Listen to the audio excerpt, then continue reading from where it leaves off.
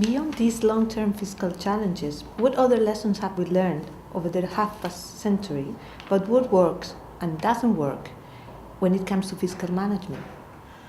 You know that there are a number of useful lessons that have come out of our experience over the last couple of decades. One of them has to do with, framing the budget in a kind of a medium to long-term perspective. It is not good enough anymore to basically just do this year's budget, and get approval for it for Parliament, do the appropriate compromises and, embed reasonably good policies and then forget about the rest. No, we can't do that. Because of these long-term issues such as population aging, the impact of climate change, increasingly we have to look at the public finances in a long-term perspective. We have to know what's coming. We have to know what are the implications of today's policies for the generation 20 years from now. There are countries that do this. Sweden, for instance, and some of the other Nordics, and New Zealand and Chile and so on, are countries that are beginning to look at the budget in this long-term perspective and are beginning to make the tough decisions today that are going to be necessary to make the fiscal position sustainable over the longer term. So that's one good lesson. The other, it's interesting, but how fiscal and monetary policy have evolved in different ways in the last 20 years. Many countries have monetary policy committees and independent central banks, right? In general, philosophically, we have come to accept the notion of having an independent monetary policy that is somehow protected, from political influence. We don't have the equivalent concept when it comes to the fiscal accounts. There isn't something like a finance policy committee. But there are many academics who are basically arguing that maybe we should think about this.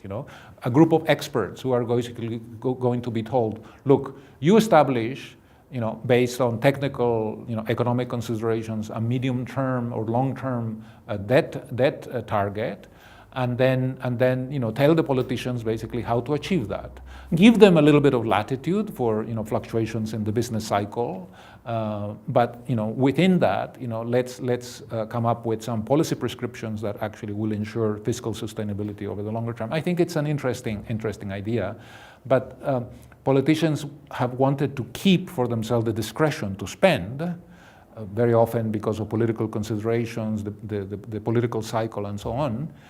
And they have been quite willing, to give up sovereignty in the area of monetary policy to central banks and to monetary policy committees and so on. So that's a second issue. If you allow me, precisely one of the problems now of the political landscape is short-termism, which is against this long-term vision that you are saying we need. Exactly. In a sense, there is an implicit flaw in our political system, right? Because essentially your typical politician does not get rewarded for taking tough decisions that are going to benefit the voters 20 years from now, right? He looks at essentially the short term and he wants to do those things which are going to ensure the pleasure and the satisfaction of the voters in the next election, right? It requires exceptional political maturity, such as, for instance, you would see in a country like Sweden, for the politicians and the voters to come together and say, look, we, the voters, expect you, the politicians, to take care of our children, right? That's what being mature or being an adult really is, right? There is something called fiscal rules, which I think is an interesting phenomena.